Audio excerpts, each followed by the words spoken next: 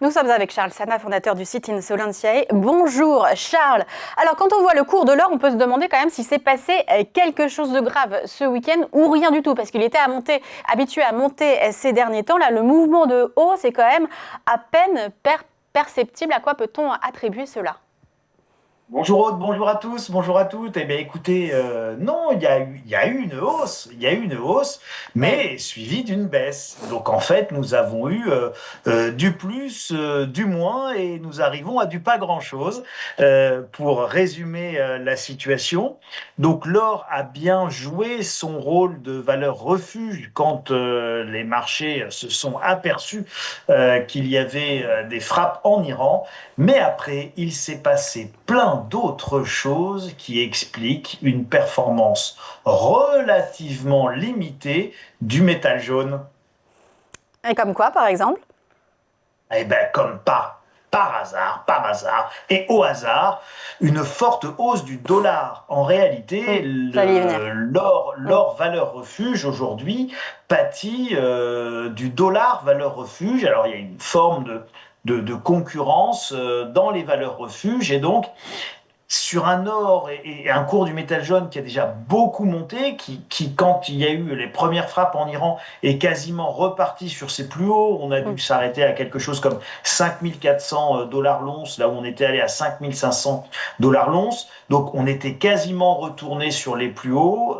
Et là, évidemment, les opérateurs de marché, les investisseurs se sont dit, mais bon, qu'est-ce qui vaut mieux jouer, l'or qui est déjà haut ou le dollar qui est encore très bas? Et donc, logiquement, quand on avait un dollar très bas sur les marchés, la- le placement le plus rationnel n'était pas forcément d'aller acheter de l'or, mais d'être vraiment sur le flight to quality et d'aller acheter évidemment des actifs et du dollar et de la monnaie américaine qui, je le rappelle, est quand même le pays qui a encore le plus de porte-avions au monde. Et on voit bien actuellement les États-Unis à la manœuvre militaire et qui montrent leur suprématie et leur superpuissance en Iran. Ça ne veut pas dire que l'Iran ne peut pas embêter un petit peu les pays voisins, mais enfin, à chaque fois qu'ils sortent des missiles qu'ils lancent des drones, ils se font bombarder et leurs lance-missiles et leurs lance-drones. Donc tout ça va petit à petit s'atténuer et Mais ça veut s'amoindrir dire dans quoi ? les, dans les jours qui viennent. Ça veut dire que finalement, une guerre, une démonstration militaire, là, comme ça l'était par les États-Unis ces derniers jours, renforce la confiance des investisseurs sur le pays. Je vous parle aussi de ça parce que la bourse de Tel Aviv aussi a fini en forte hausse hier, et c'était le cas aussi pendant la guerre des 12 jours en juin dernier. Et oui, alors, ça renforce complètement la crédibilité des États-Unis. Vous savez que l'Iran a été vendu, enfin, non, mon expression est un peu malheureuse, que ceux qui nous écoutent ne m'en veuillent pas, mais en tout cas, a été présenté plutôt, pour rester plus nuancé et plus prudent dans les propos, mais a été vraiment présenté comme un très très gros morceau militaire et comme un très grand danger militaire. Donc effectivement, l'Iran fait des dégâts.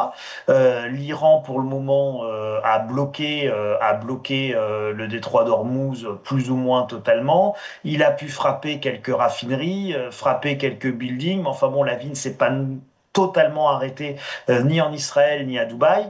Donc tout ça, ça va petit à petit rentrer dans l'ordre au fur et à mesure où la puissance américaine et la puissance israélienne aérienne vont éroder significativement les capacités de riposte iranienne, que ce soit les capacités maritimes pour le blocage du détroit d'Ormuz ou que ce soit les capacités balistiques via les drones ou les missiles.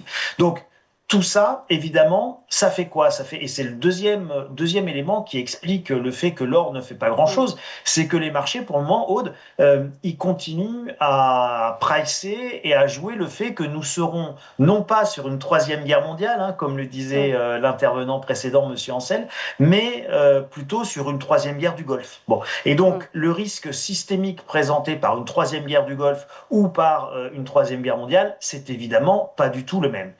Autre élément, c'est que vous avez vu quand même qu'il y a des marchés qui ont un petit peu corrigé. Donc on a des baisses sur certaines valeurs. On a par exemple aujourd'hui Air France KLM qui chute de manière très Mm. impressionnante puisque les pays du Golfe étaient devenus aussi ces dernières années les principaux hubs mondiaux pour l'aviation civile.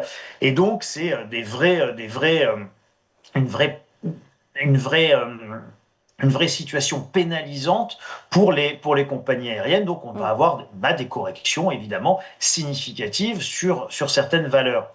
Et donc, quand on a des corrections comme ça significatives sur certaines valeurs, on peut se retrouver avec des appels de marge, on peut se retrouver avec des effets techniques qui font que certains opérateurs vont être obligés de vendre là où ils sont en gain, au hasard le métal jaune, pour Mm. aller payer des appels de marge ou compenser des pertes là où les choses se passent moins bien. Par exemple, si on détient en même temps Air Mhm. France KLM. Voilà. Donc, enfin, d'autres types de compagnies aériennes. Mm. On a aussi encore, allez, troisième élément, un adage boursier qui s'applique ici parfaitement, c'est on achète la rumeur, donc on Mm. achète la rumeur de guerre, et donc on avait vu l'or monter quand même avant les premières frappes, il avait beaucoup corrigé, puis il était reparti à la hausse au fur et à mesure que nous assistions les yeux ébahis au déploiement sans précédent d'une force américaine et d'une force navale et aérienne considérable autour de l'Iran. Donc l'or s'était mis à remonter. Donc on achète la rumeur et puis bien évidemment on vend la nouvelle. Donc une fois que les premiers coups de canon ont commencé à retentir et que les premiers dégâts peuvent faire l'objet d'une analyse, eh bien on se rend compte qu'a priori l'Iran peut faire mal, l'Iran peut nuire aux pays de la région, mais l'Iran ne mettra a priori pas à plat le monde. Alors ça, c'est au stade actuel. Imaginez que Mm. demain, l'Iran déclare qu'il a la bombe atomique, fasse un essai nucléaire ou utilise une bombe atomique qu'il aurait. Évidemment, les choses changeraient du tout au tout. Et là, on serait plus dans la troisième guerre du Golfe, mais plus dans le scénario de la troisième guerre Oui, mondiale. c'est Donc aussi voilà. pour ça qu'il y a Donc eu on parle l'opération. on parle Mm. évidemment à ce stade et en fonction des éléments qui sont à la disposition et des marchés du grand public pour l'analyse en source ouverte. Mais aujourd'hui, les marchés sont loin d'être dans une panique totale. Le monde, encore une fois, est pénalisé par ce conflit, mais les marchés anticipent plutôt une résolution relativement rapide, avec peut-être une sortie de crise même plus rapide que prévu, avec au hasard la chute du régime poussé dehors par la population iranienne ou la chute du régime poussée par une faction du régime elle-même. Mm. On n'a pas forcément besoin que le régime sous sa forme actuelle tombe totalement. Ça peut être les Mm. factions modérées ou modernistes qui prennent le pouvoir et fassent tomber les factions les plus dures. Voilà, donc c'est Mm. tout ça est tout à fait possible et c'est plutôt ce que jouent les marchés, la résolution rapide et l'anticipation de la résolution rapide de ce conflit qui ne va pas Mais durer 4 ans sur le comme la cours de guerre en Irak. l'or, est-ce que les investisseurs en gardent quand même un peu sous le pied sur le cours de l'or? Parce que Donald Trump, il a quand même dit hier que la grosse vague, le big wave, était toujours à venir dans cette guerre. Ça veut dire qu'il va peut-être y avoir un moment de panique un peu supplémentaire et où là, il va falloir en remettre sur les valeurs refuges. C'est tout à fait possible. C'est tout à fait possible. Attention également pour tous ceux qui nous écoutent en termes de réflexion. Vous savez, on dit que la première victime dans une guerre, c'est la vérité. Nous sommes tous, et j'insiste très lourdement là-dessus, nous sommes tous soumis, évidemment, à une gestion de l'information, qui est une gestion de l'information en temps de guerre. Et donc, nous n'avons pas forcément les véritables informations. Mm. Je vous partage juste une petite anecdote. Allez. Ceux qui suivent un peu tout ça savent que, par exemple, les Iraniens mais tous les ennemis des États-Unis surveillent ce qu'on appelle l'indice pizza, c'est-à-dire le nombre de commandes de pizza autour du Pentagone. Et donc, quand le Pentagone commande beaucoup de pizza, eh bien, ça veut dire qu'il se passe quelque chose, qu'il y a beaucoup de grands chefs à plumes réunis au Pentagone et que ça présage d'une action militaire quelque part dans le monde. Alors évidemment, quand on a 2 porte-avions américains et 500 avions américains positionnés autour de l'Iran, si on mange beaucoup de pizza au Pentagone, on peut penser que ça va taper plutôt sur l'Iran. Bon, alors les Américains, sachant que les Iraniens savent qu'ils mangent des pizzas, eh bien, qu'est-ce qu'a dit le secrétaire à la défense américain? Il a dit, mais en fait, les pizzas, c'est moi qui les commande.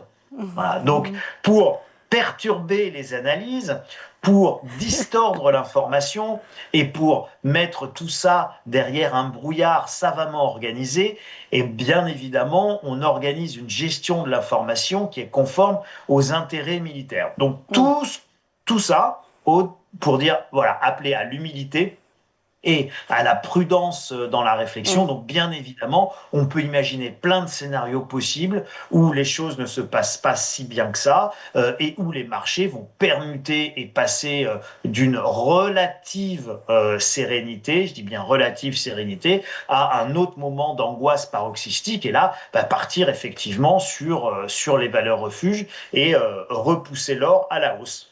Oui, l'or qui a quand même marqué son 7e mois consécutif de hausse en février. C'est sa plus longue série depuis 1973, année du premier choc pétrolier. Bon, merci beaucoup Charles pour toutes ces explications. À bientôt. Merci Aude.